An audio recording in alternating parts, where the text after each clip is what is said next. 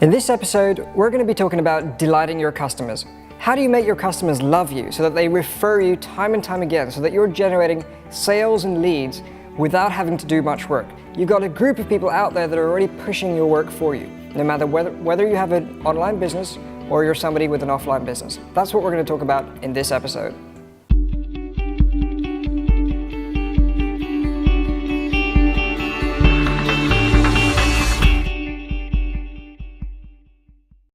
I'm Kavith Hariya. Welcome to Insider Internet Success.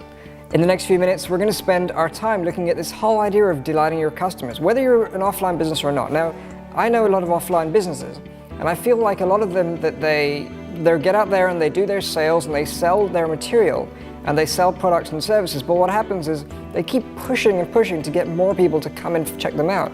But actually, they forget, and they probably leave a lot of money by forgetting that the people that they're already working with, the people that they've got, the customers that they've got, they're the people that could very quickly bring them that new group of people.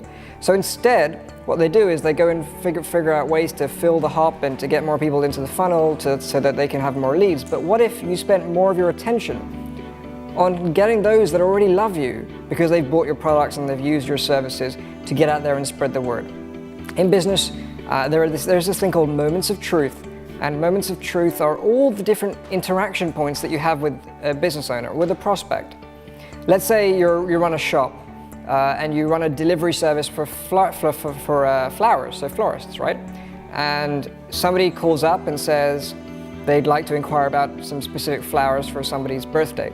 That initial phone call is a moment of truth.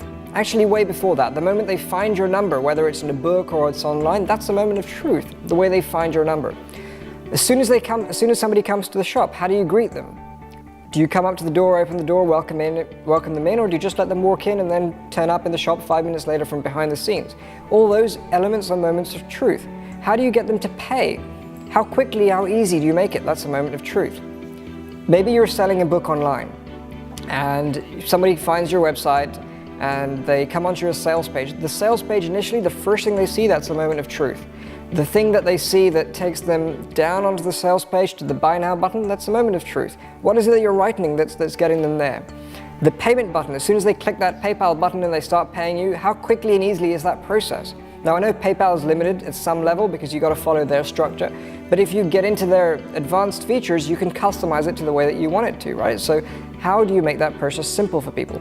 And then as soon as they deliver the product, how do you make that process, that moment of truth, better? Do you see where I'm going? That every single element, every single point where you're connecting with a prospect or with a customer, or let's say that customers come to you and they've used your premises or used your material, how will you continue with them after? What will you do to get repeat business, etc., right? So every single element is a moment of truth.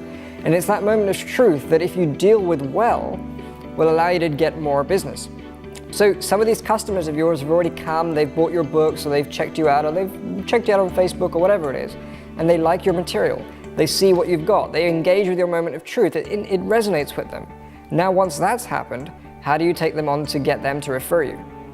Now, there are two key moments of truth. When it comes to delighting your customers, in my opinion, I think at the broadest level, there are two key ways. One is when you meet that prospect, so before they buy something, right? So before they've actually got ahead and bought something from you. And the second is the product itself, so their using of the product. Now, the first one, when people come to you, what do? You want to think about how you interact with them by email, how you contact them, how you speak with them, what it is that you find there. And the second one is the product itself. How good is your product? Is it really good enough to solve the problem that they have?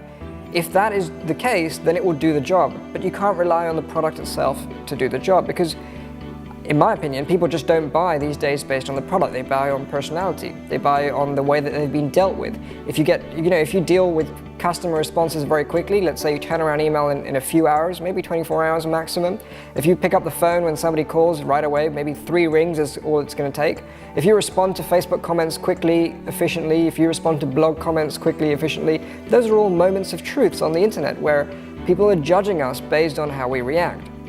So the better we get across in those moments, the more likely they are to buy our product, which may be very similar to somebody else's product, and even if that person has a better result in their product. So you want to think about that. How do you delight your customers? So that's all for this particular episode. I hope you've enjoyed it. Quick and easy.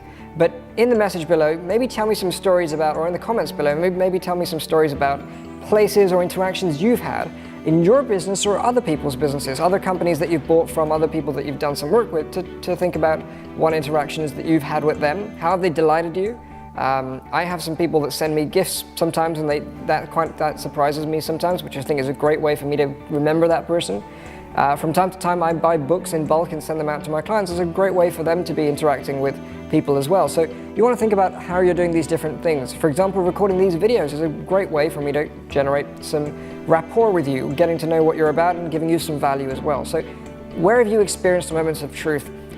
Maybe leave a comment below, share it with me, let's start a little bit of a dialogue and see what comes of it. So if you like this video, press the like button, tweet it, share it with your friends, send it out by email, do whatever you need to do to get more people to see it, because what you're doing is practicing the law of giving, which, as Bob Burg says from The Go-Giver, is a wonderful way for you to get more back. So I hope you've enjoyed this video, and I look forward to speaking with you very soon.